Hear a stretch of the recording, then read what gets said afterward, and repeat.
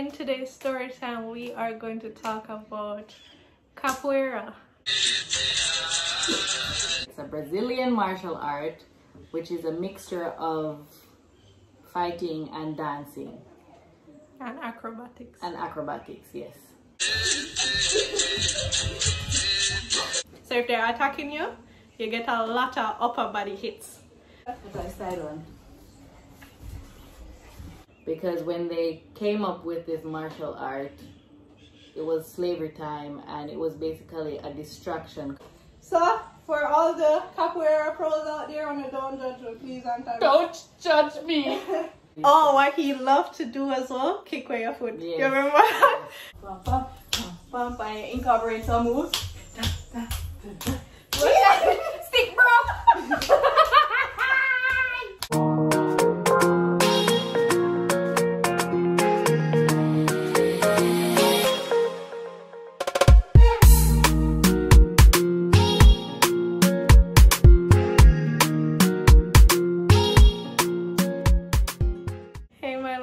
It's your girl Mel. Welcome back to my channel, and today we are sitting here with Majumi.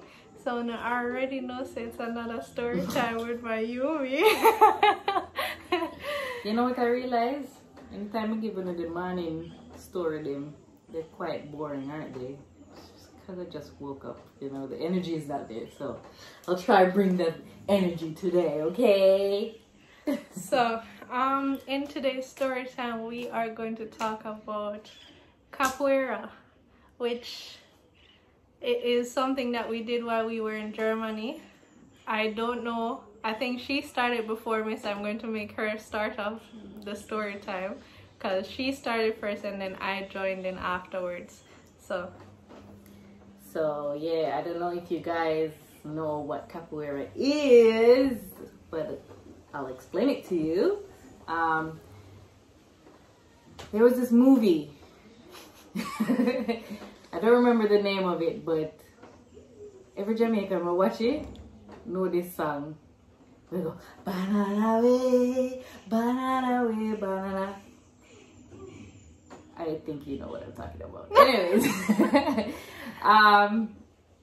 the martial art that they did in there, that's called capoeira. It's a Brazilian martial art, which is a mixture of fighting and dancing. And acrobatics. And acrobatics, yes. So when I watched that movie, I always liked it and always wanted to do it. And when I got to Germany and realized they were doing that, I was like, yes, finally! And then when I started, I realized that the song Banana Way wasn't Banana Way. It was actually Paranaway, which is some Brazilian words that they're singing. Don't ask me what it means. I don't remember. It's been so long. But yeah, so that's how I actually got interested in that form of martial arts. Martial arts. So yeah, anyway, so I don't even remember it. Whenever I started thinking, I made this start before you. Well, I think what mommy reminded me of the other day, she said that basically how we found out that it was in our city as well was Carnival de Cultura. Yeah, so they, you know, had a performance there and we saw it. And I guess she was really interested. Yes, I was. And I think she started, you started a few days before me. Oh, days, that's why it's like... Yeah, you probably definitely... just to see what it was like and whatever. You definitely went before me, and then I think I came once and watched or something, and then I said, yeah, I wanted to try it as well. Because they had different levels, different ages. Yeah. And so it was close by to where we lived as well. Exactly, it was in her school. Yes, it was in my primary school. In the gymnasium, I saw them name it in English, gymnasium. I don't know the in the sports hall. So I think gymnasium is high school, right? But gymnasium. Anyways. That's German for We're you. getting confused here. But yeah, she started, and then I joined in, you know, a few days or maybe a week later or something. I'm not sure. But basically, the concept of what we did there was a training, and we would get there, and the first thing we would do is warm up. So that means they're running around. I hated running. Up to this day, I hate running. I can't run to save my life. Running. Then we did cartwheels, if you could, you know, depending on what stage you were in. What else? We did a bunch of movements just to warm up the muscles, stretching, and all of those stuff. Yes, and then in the beginning they teach you the jinga. Yeah, the basic movement. That's the basic movement that you do like throughout the whole. So demonstrate it here for fight. you. We're like a space. One of these days we will demonstrate it for you. So that's like the basic movement. That is the movement where you do all the other movements from. Yeah, so that's the dancing part of the movement as well. Because why they incorporated the dancing part, because when they came up with this martial art, it was slavery time, and it was basically a distraction because, you know, they weren't allowed to do any type of fighting or so to defend themselves. So they basically turned it into a dancing thing, so it wouldn't seem like they're actually trying to do some fighting things to protect themselves. Yeah, it wouldn't seem like they were training to become good at something which they would later on use to actually defend themselves. So it always incorporated music as well. So they have this wooden instrument with a wire string connected to it, and basically a calabash at the base of it, yeah, with a hole. Yeah, and you had a little stick. And a little shaky thing. Remember the little shaky Oh, yeah, what did they probably lick a finger? Yeah. So it's called a berimbau, right? Yeah, berimbau. Yeah, so that was the main instrument used with drums on the sides. So they would play music, and basically to whoever didn't know it, they would just think, oh, they're dancing and, you know, enjoying themselves, doing a few acrobatic stuff. And yeah, and the instrument was also incorporated because they used the instrument as a warning signal to the people who were doing the training, for anybody that was coming that wasn't supposed to see what they're doing. So they would play it, like they have their whatever sounds what they would play to let them know, okay, somebody's coming, you need to stop, or do it in a dancing way alone and whatever. So that's what they brought in the instrument for as well, because they get quite loud, those things. Yeah. So I'm going to show you a picture of it, and then I'm going to try and put in a clip of it as well where somebody's actually playing it.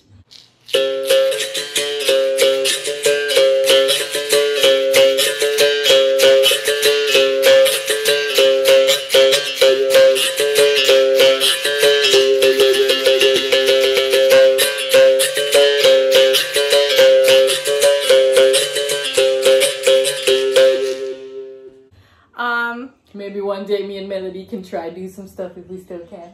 It's been so long. And yeah, basically that was like, they would just train you and show you the different moves. You know, everybody would basically stand up in like rows, and then the teacher would be up at the front and show you a move and you should follow.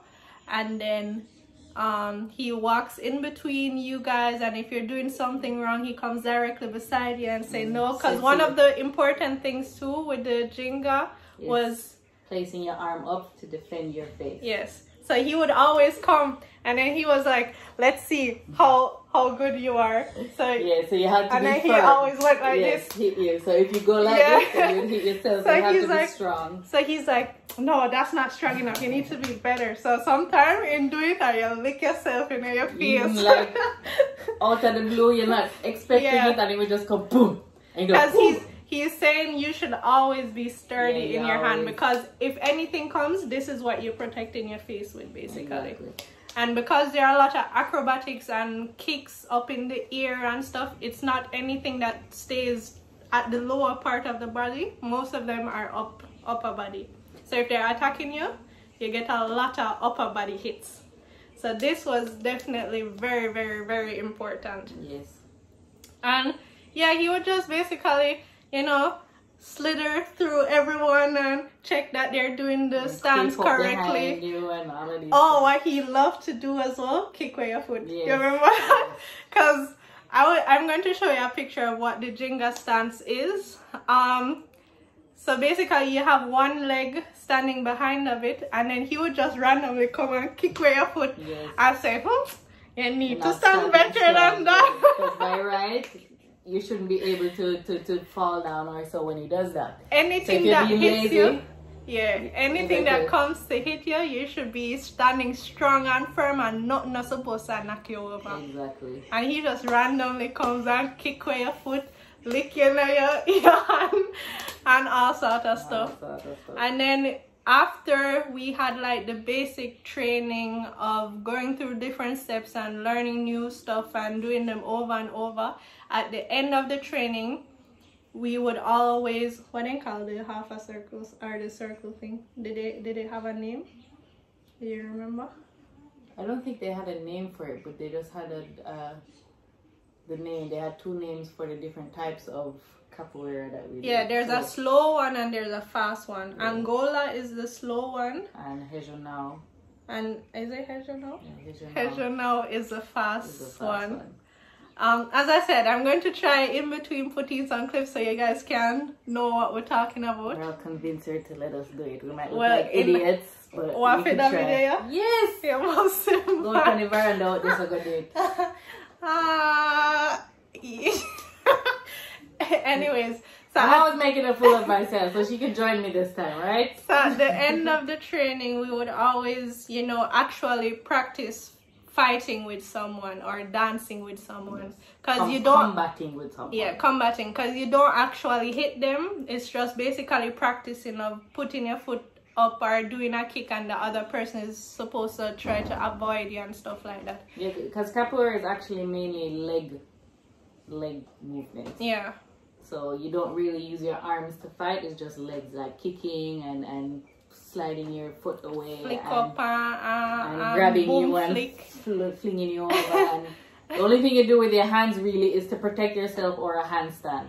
Yeah, otherwise from that you don't touch the other person at all.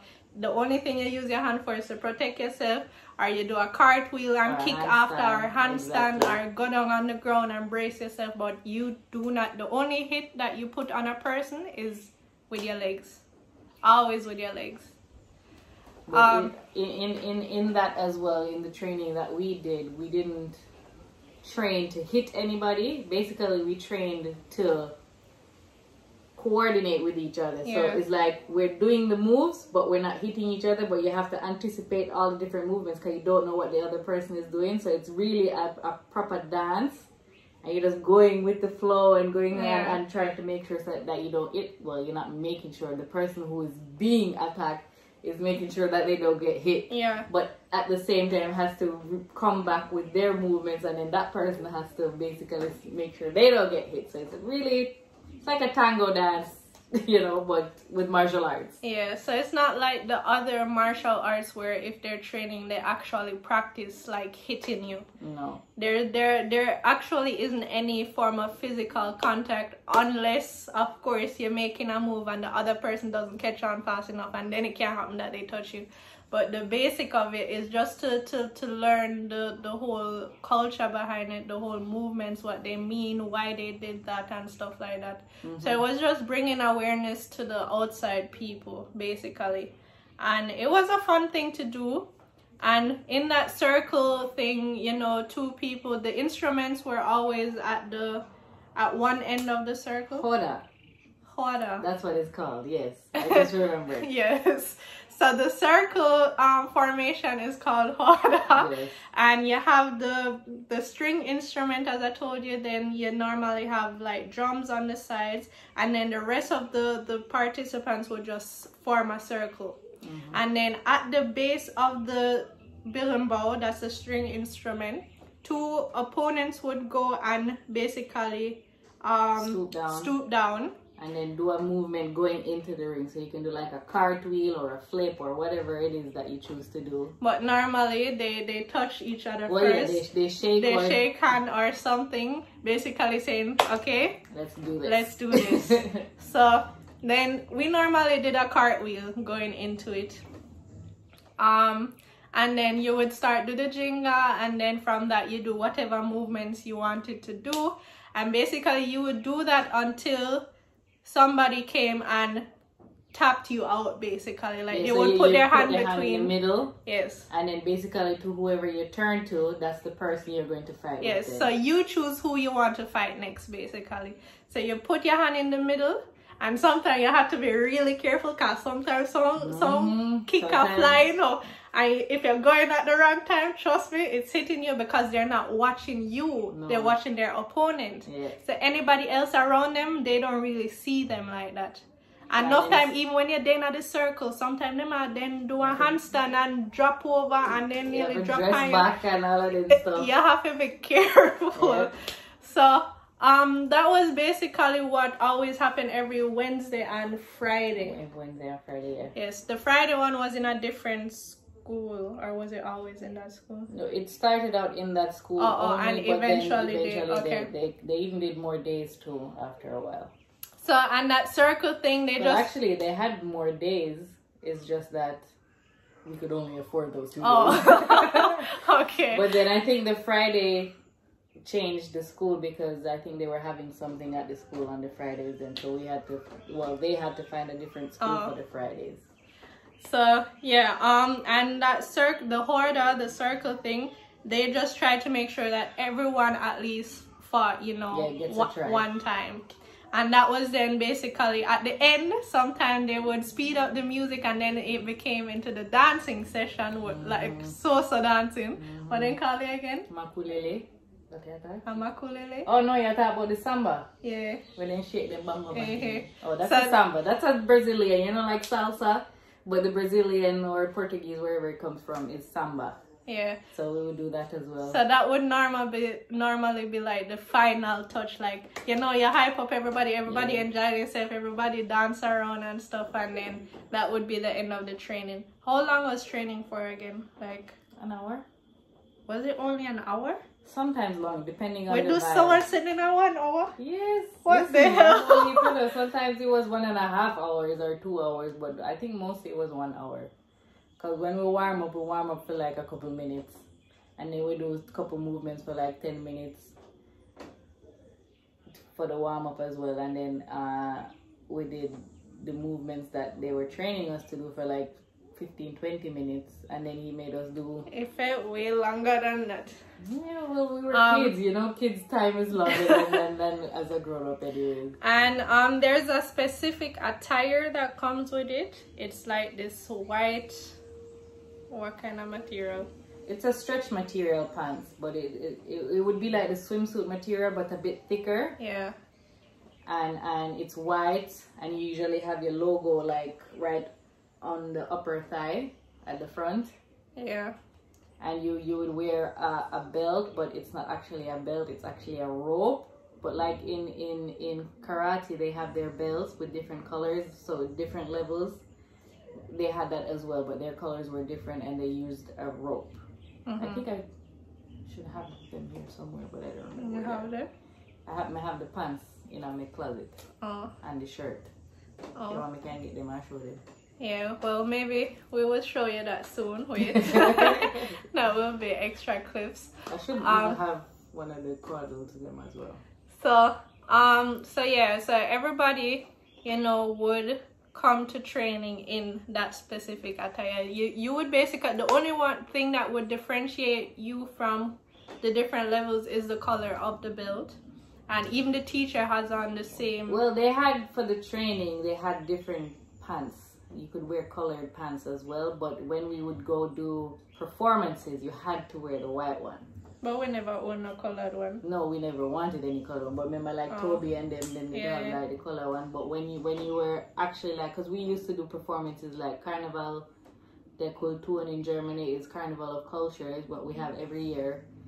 And then for stuff like that, we would have to wear the white pants, and usually the shirt is white as well, and you have the logo at the front. So the logo was always specific to what, you know, group you belong to, as in the teaching, the what do you call it? The club. The club. Because every city had sometimes even multiple capoeira teachers, but they, you know, each formed their own clubs, if we say it that way. But also, like, our group had people in other cities as well, so basically it was one as well, but it was still their own. So they would do their own thing, and then sometimes we would come together and do a big thing together and perform together and stuff like that. So that was basically the main thing about training. But then, was it once a year? What? You step up, you would do the thing to step up. Yeah, once a year we would level up with your belts. So like karate, you know, you can level up. So, but that leveling up meant that you would, it was like a, what was it, like Yeah, but before that they had like a proper workshop. Yeah, they would do, well, no, it's not before, it's during. So it's called a batizado. It's batizado means christening. Yeah. So christening, but I think the christening is for the people who are getting their first belt. So the whole thing is still called a batizado, but the christening is for the people who get their first belt. That is officially them becoming a part of the capoeira world, the capoeira group and whatever. And then everybody else after that would get their higher level belts who were supposed to get higher ones. Yeah, and it was basically the same concept, you know, the whole circle thing, and you basically have facing to prove yourself. an opponent, but that opponent was always a master. Yes. So, well, it didn't have to be a master up there, but it had to be a high-ranking person, like, because like our teacher could be, but our own teachers couldn't do it with ourselves, because especially at the batizados when all the groups would come together, that people from even Brazil flew in just for that and stuff. Yeah, they came in for that. So what is the highest rank in the white belt, right? Yeah, the white belt, which is they're called the Meister or Mestre in Portuguese, so it's Meister.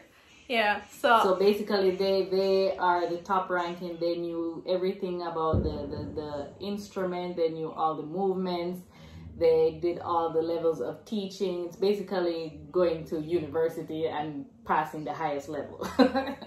Yes, and you basically had to, you know, fight that person and, you know, withstand whatever they threw at you, because remember, they're professional, you know, they literally know every single thing. They know tricks that you don't know, and they always try to trick you anyways. They always try to make you fall. Exactly. They always did something to make sure that they test you.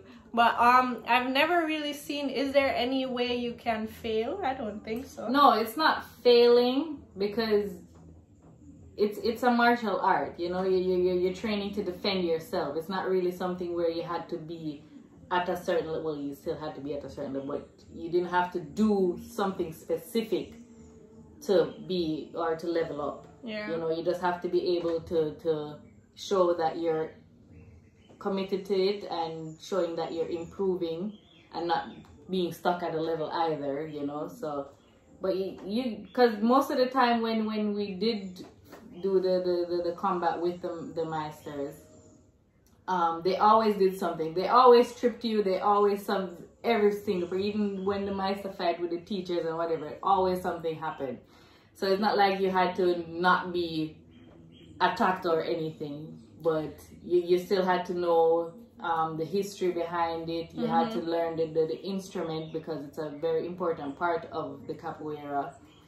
And the different types of stuff, because it's not just the capoeira martial art that we do in the capoeira. You also have this thing that is called makulele, which is also a dance with sticks. It's fighting as well, but dancing, but it's a little different, and it goes with a rhythm as well. So it's different stuff that you had to learn.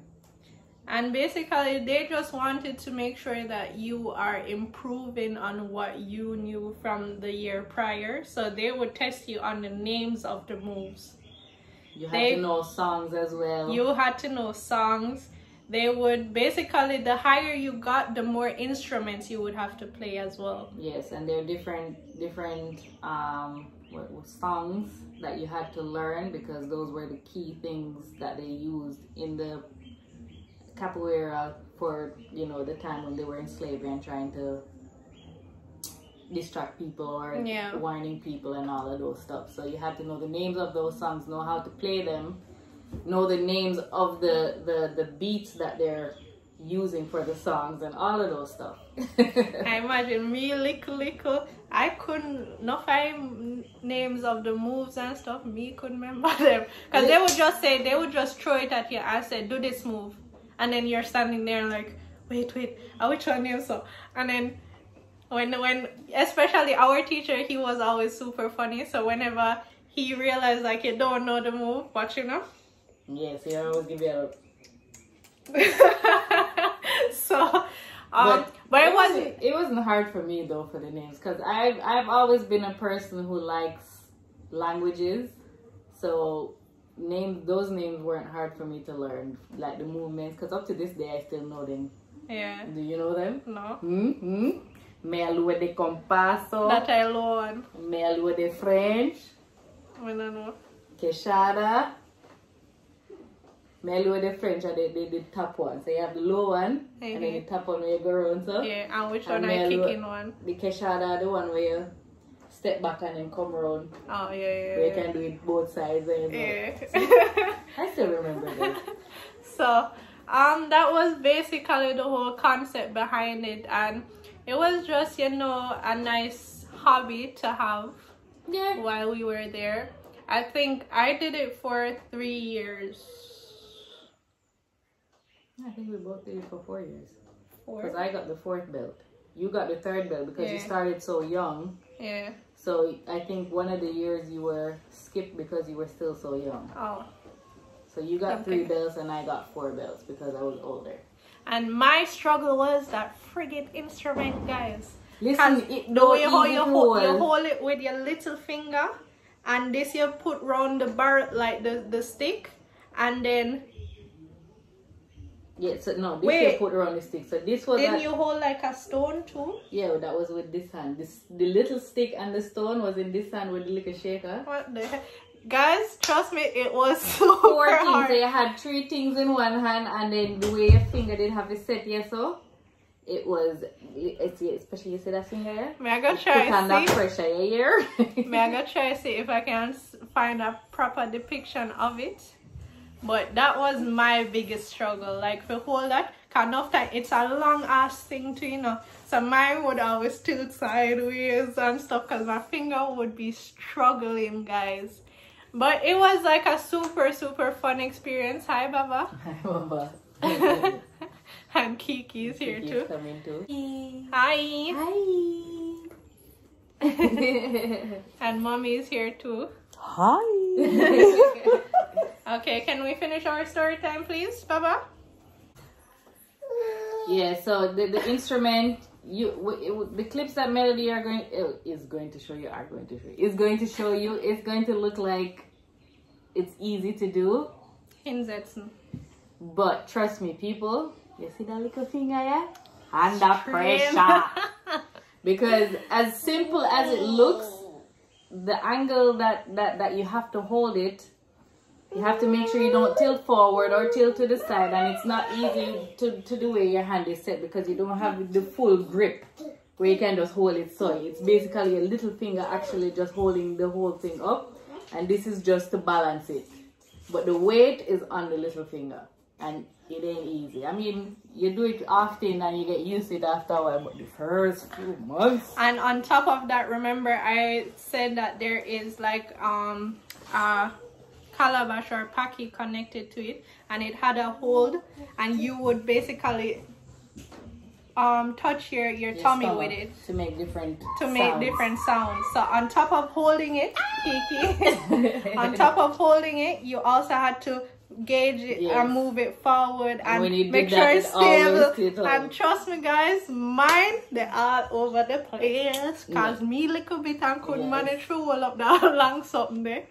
But that was basically that was like one of the last things I remembered struggling with to you know, move up in my ranking. Me too, because I'm not an instrument person. I've always wanted to learn, but I don't think I have the what should I call it, the determination, the what do you call it?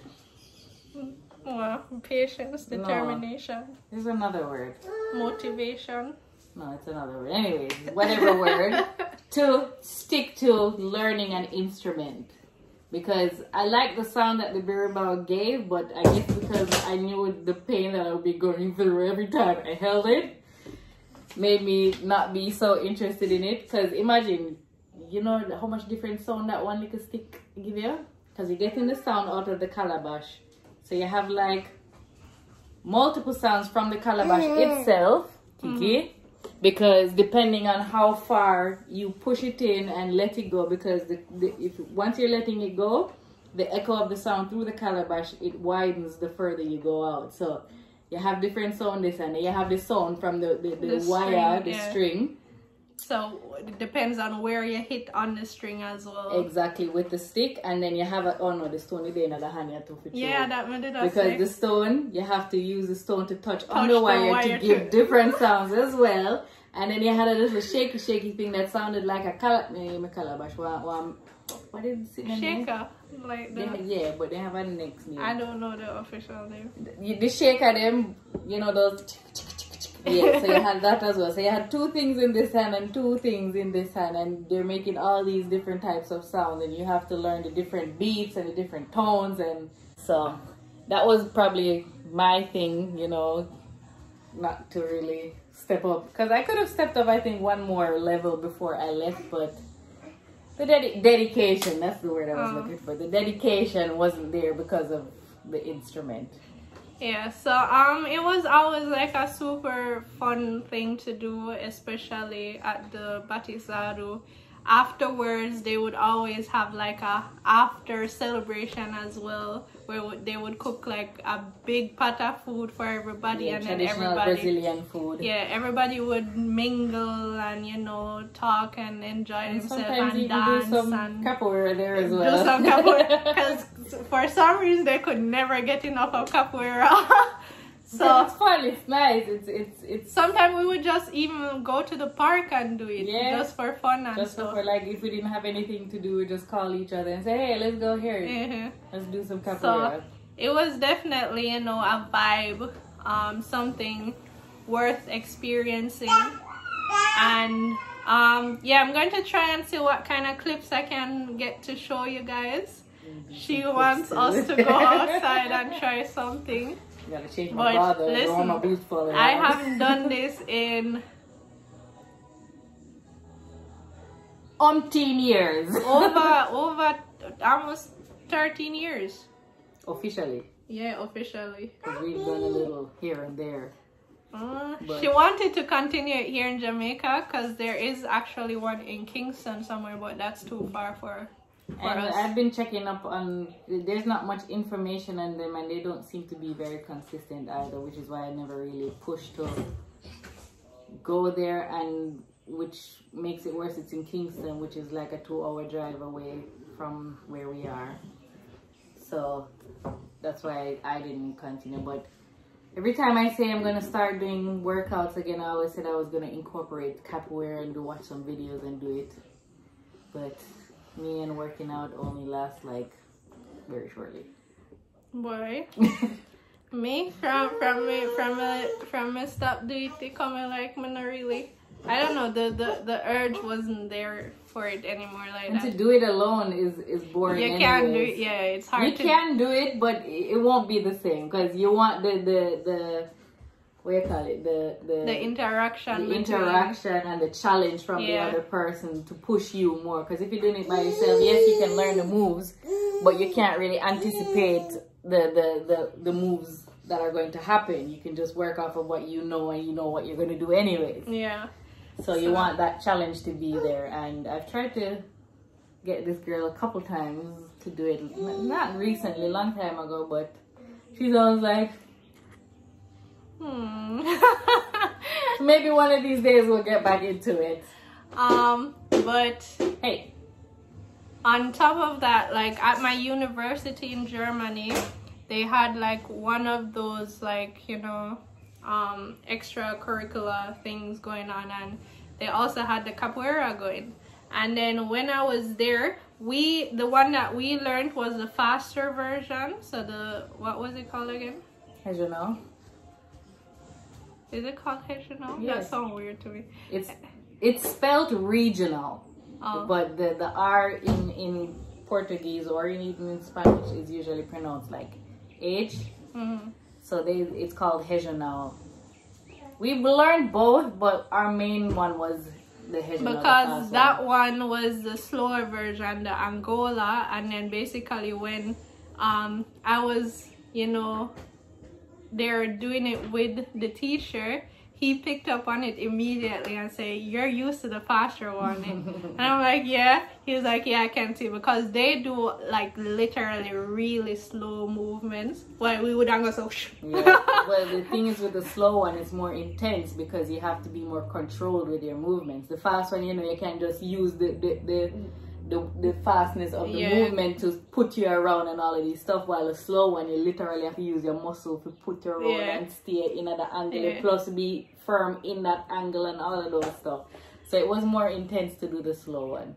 So yeah, that's the last time I really, you know, did that, and I only went there like once and then I didn't go back, probably because it was the slow one as well. And I was more into the fast one because the fast one is more fun to me.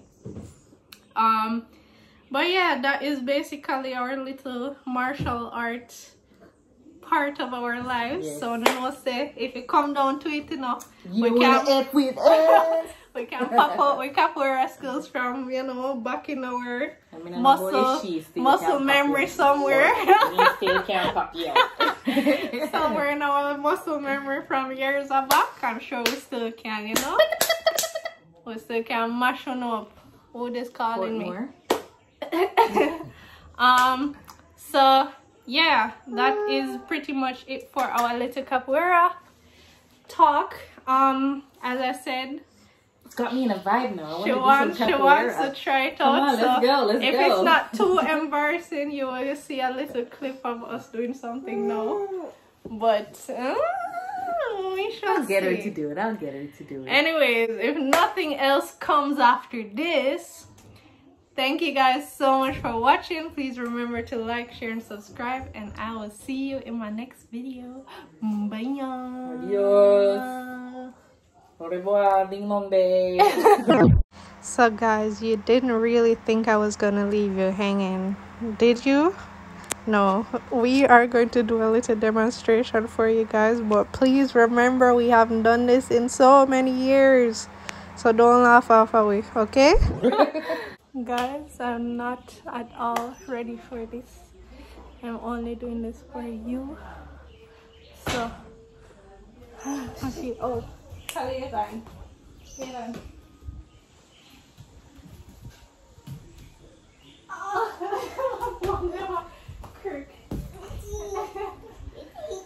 My balls creaking, man.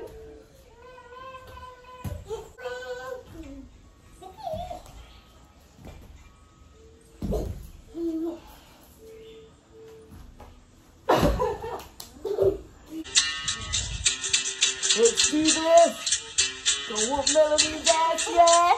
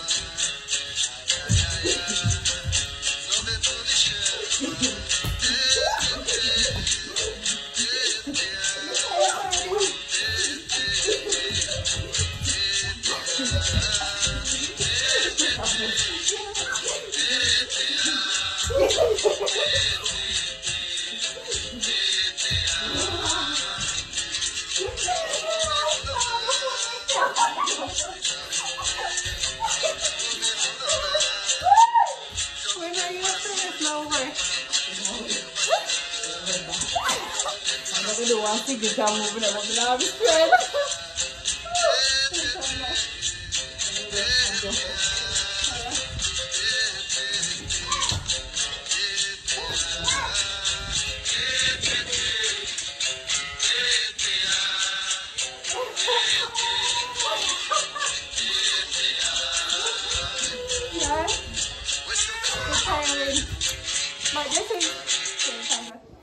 So guys, this is the basic move we were telling you about, the Jenga.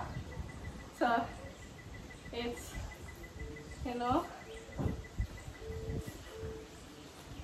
remember how we said about the hand? Always have it in front of your face like this. And then you would, you know, sometimes then jump on. And then depending on how fast.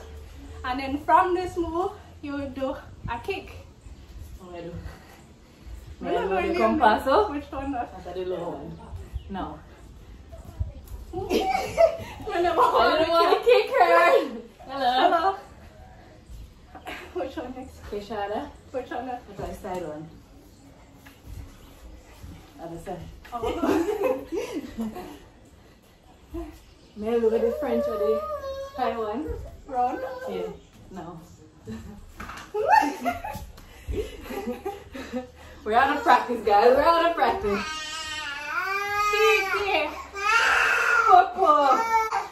Baby is crying. Sorry, guys. Which other one? What the one you name? I don't know what I mean. It's Mel with the French. Don't quote us on the names, because we don't know them. I think half moon. And Mel with the compass, so I think a full moon. Anyways, we should show them makulele, right? Yeah. Alright, so Sticks. yeah, we need sticks. We're gonna look some sticks and come back. You see, oh, when I get one full on the story time, if in a go up in the views and likes, I tell the people. I go upset with no cause. Right now we're working out.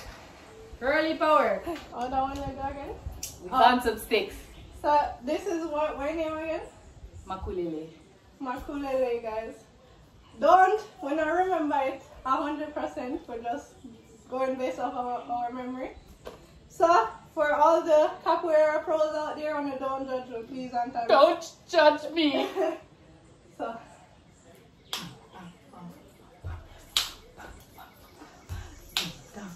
usually you play a tambourine and go bum bum bum bum bum bum bum bum bum bum bum bum bum bum bum bum bum and you incorporate some moves.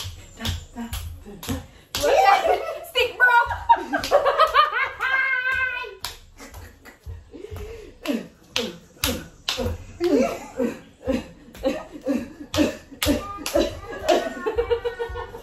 and then what I do, handstand. Yeah. Yes, them. And the song. And the song samba. My stick broke, guys. My stick is too short. So, yeah, that was basically more of the basics of what we did. We're now on the instrument can show, no? I'm going to put in a few clips of what it is supposed to look like. That's basically what it sounds like.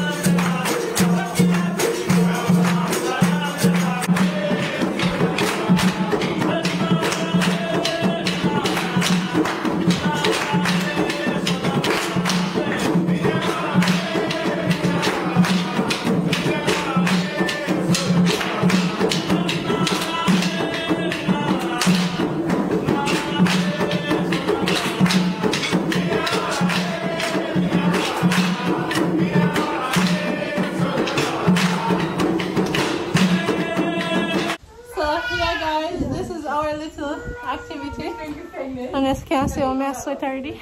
That little movement, eh? Imagine. But yeah, guys, that's our little demonstration. We definitely need to get training again. But thank you so much for watching. Bye. Bye. Bye. Kiki's like, what's happening? Bye. Bye.